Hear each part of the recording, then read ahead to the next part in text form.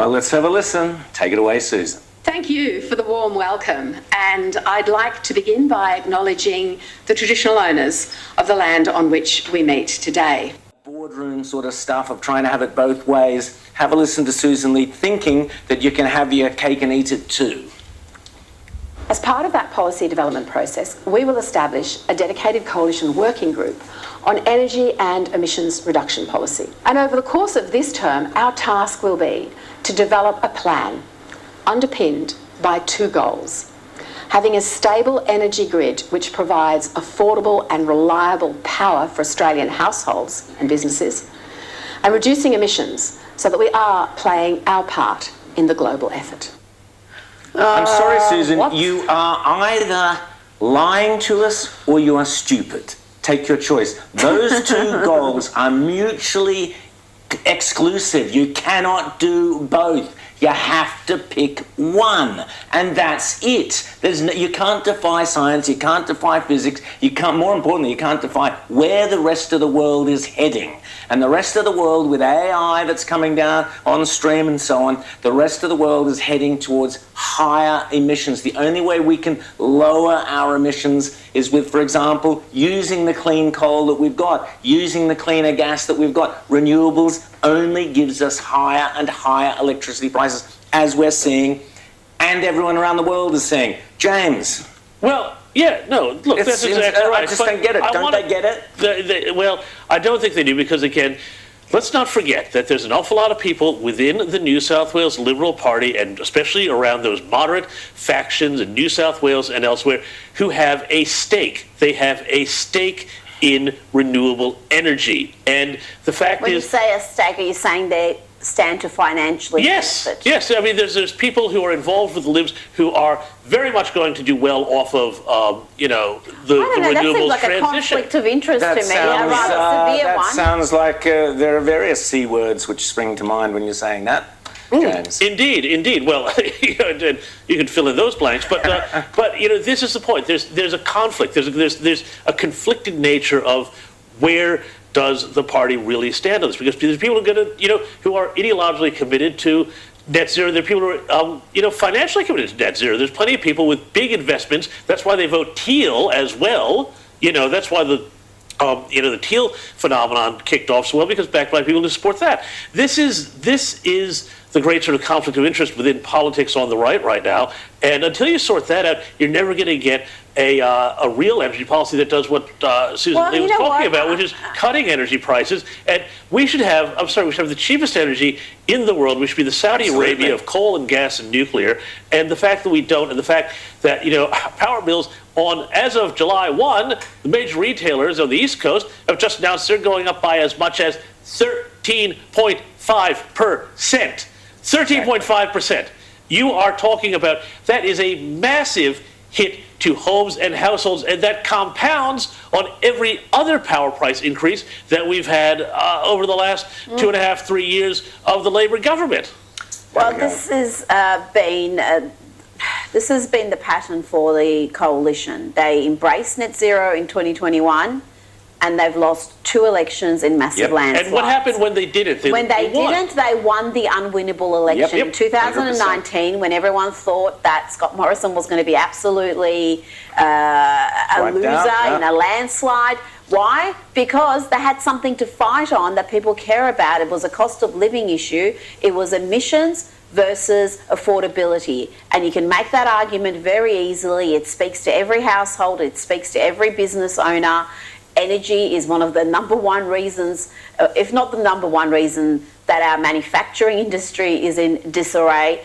And now you've got the US, which is absolutely turbocharging share prices mining. They are going to be cutting red tape. They're going to be making businesses a very attractive environment for businesses to operate. And we are seeing billions go over there. So we are competing in this space, and we've got to accept reality. We can keep going down this road and basically having all our jobs coming from government or government-related sources like the NDIS, or we can actually get serious about being a prosperous country. And can I just sort of add to that? Let's just mention the million public servants that Australia has. A million public servants. I mean, this is a farce. We're a country where we're turning into a communist country, basically, where everybody works for the government, and those people who did work in private enterprise are being driven out of their jobs and small businesses all around the country. It's a disgrace. Well, you know, one of the things that I always sort of wonder, and you look at that report there, 1 million people working for the government, 1 million public servants in a country of what, by the way, 27, and most of them have a better lifestyle than the people who are paying for them. You know, I mean, it's like we're getting on to like luxury cruise ship ratios here of like, you know, public servants to the rest of us here. And if only they were as helpful as somebody on a cruise ship to maybe, you know, oh, Mr. Bureaucrat, can you bring me another Bloody Mary, please, by the pool deck? Thank you. But no, we don't get that. No, we don't get that. The other funny thing, though, and this was sort of buried beyond that headline, was that private sector employment has again been going backwards in this country. Yep. And yet, at the same time, again, you know, we're still bringing in 300,000 or 400,000 migrants a year, and we're told, oh, but we need them to be our skilled workers. So it's like, where are these people actually going? Well, we know that this is, you know, it's wart upon wart upon wart with this, but and you know it's all designed to just keep this great, because Australia, you said it's a communist country.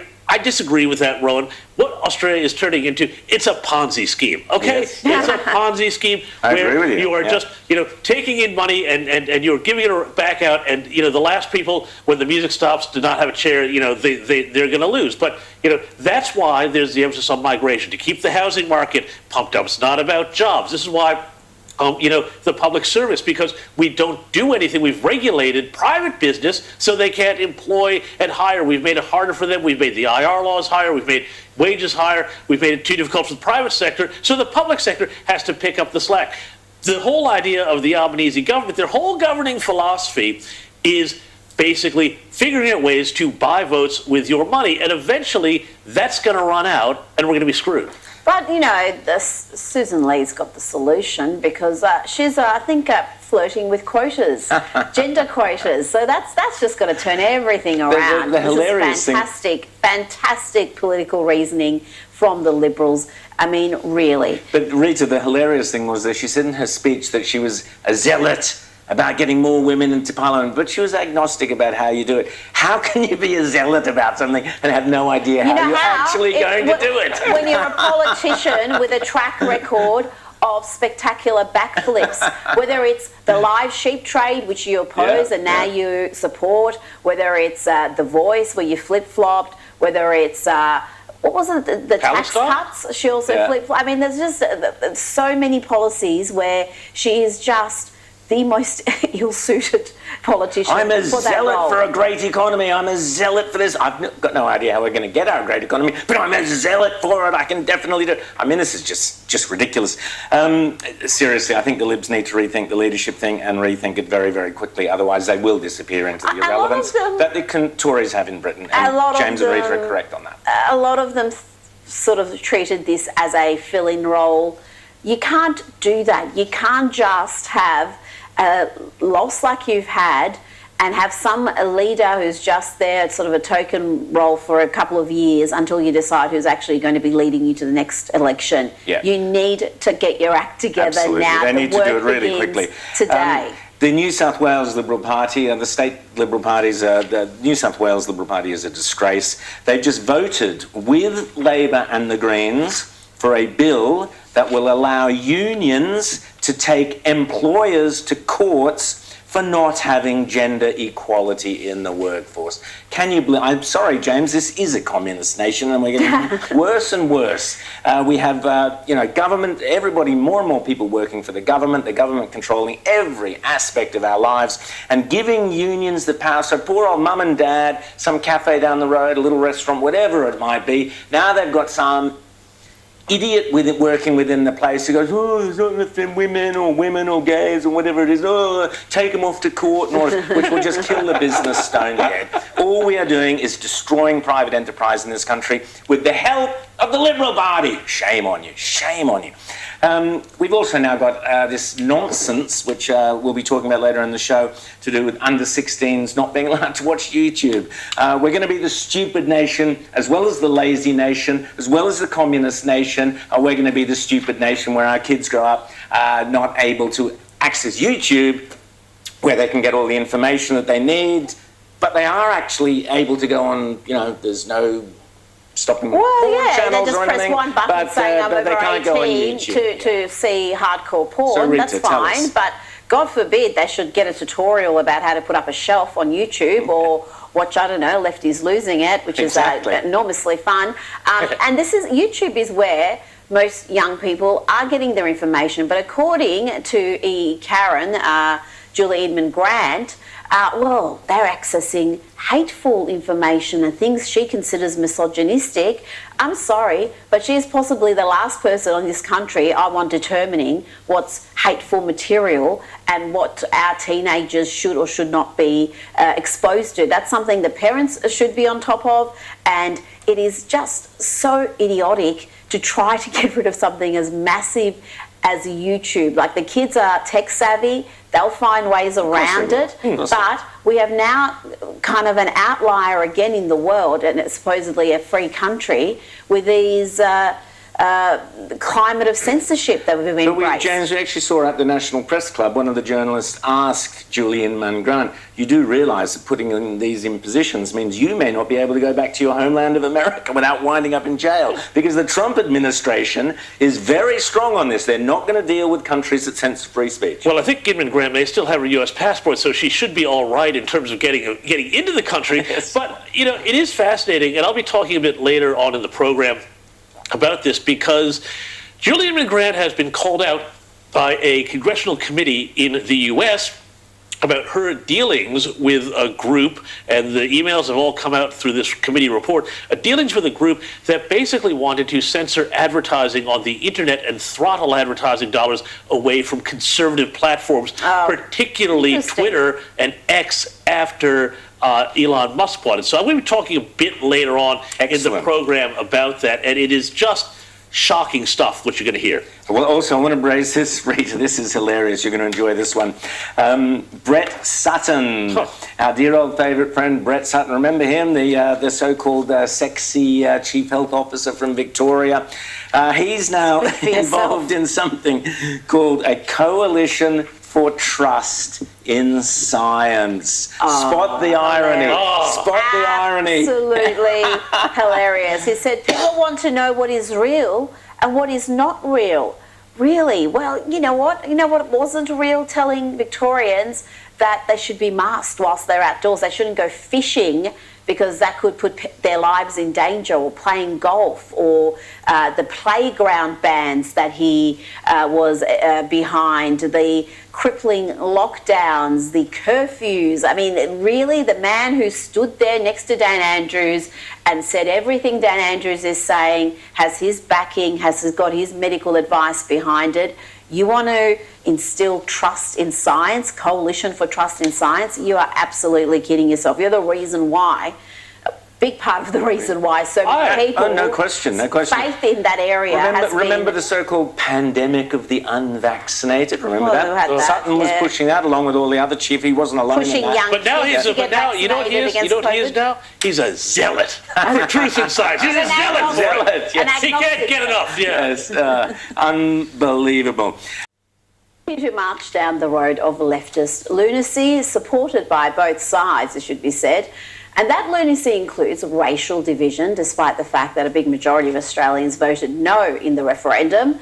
And the obsession with identity politics is particularly strong in local government, which is often populated with the most mediocre activist class imaginable. Which brings me to the leftist clown show that is Melbourne Council in Melbourne.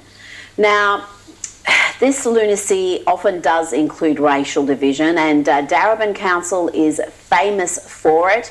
They have really disgraced themselves, though, this week, because they have some very deep issues when it comes even to their street sweepers. They can't behave rationally and decently. First, they were sexist. Remember this? men are banned from applying in a bid to promote diversity. Sweeping in with a new job opportunity while stamping out men.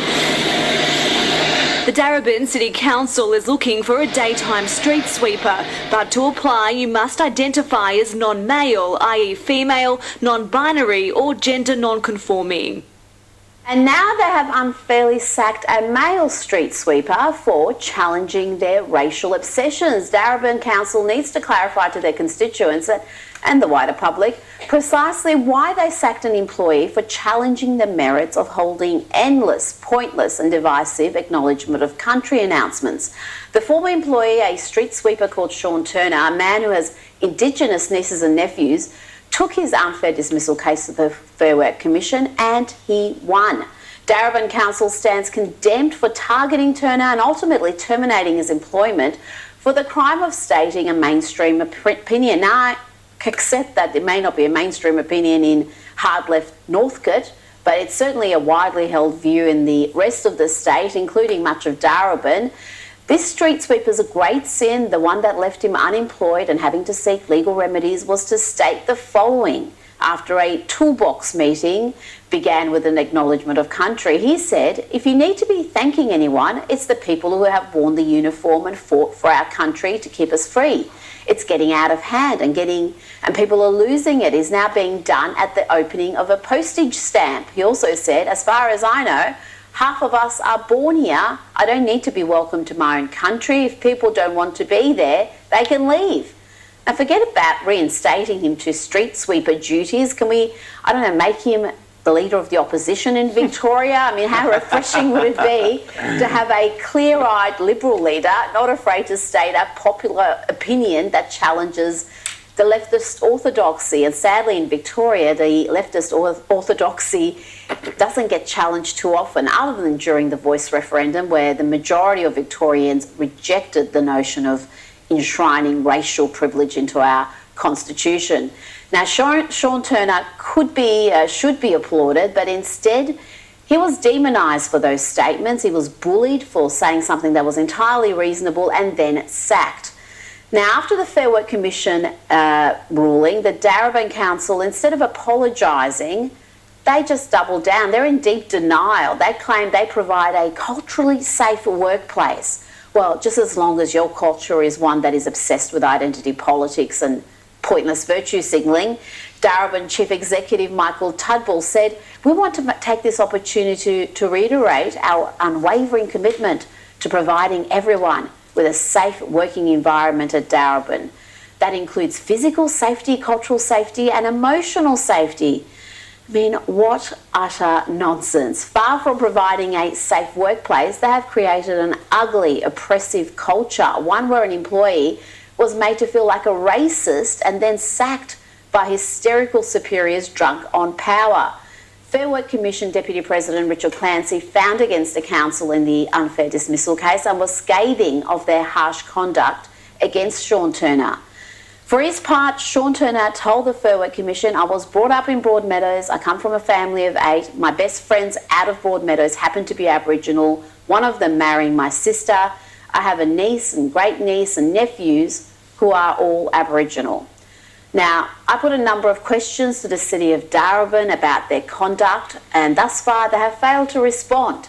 The Fair Work Commission may ultimately at a future hearing order the council to reinstate Sean Turner, but the least the City of Darebin can do now is to reinstate him preemptively, apologise sincerely and profusely, and promise to do better. This winter cold, yes, officially, and of course the good people of Canberra. Now, also, I want everyone to get rather excited because, you know, when Australia has wonderful moments of success on the global stage, we need to celebrate, okay? And this show is about celebrating Australian success. And I believe that we should get ready for another Olympian-style parade up the main drag of every single city in this country. Why? Because it has been finally confirmed, and please, a round of applause, Australia now has 1 million public servants. We did it! We did it! 1 million public servants. How good is that? Think of all the clipboards, think of all the coffees. Well, Australia now has 1 million bureaucrats, and according to the 9 newspapers this weekend, this is despite federal and state governments vowing to find new ways to lift productivity and encourage the private sector to get the economy growing. New figures out from the far right-wing think tank, the Australian Bureau of Statistics, released on Thursday, tell us that 990,000 people are directly employed during May in public administration. Again, please, what an achievement. You're paying for it. You're paying for it. I mean, that's fantastic.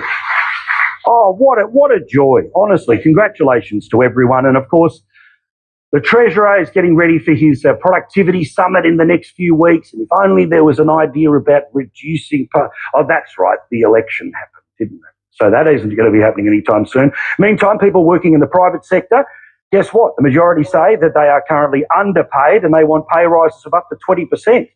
Almost 3 in 5, or 58% of people, spoke in this survey, presumably by the Pons Institute. I don't know until I know the reference. That's what I'll always say.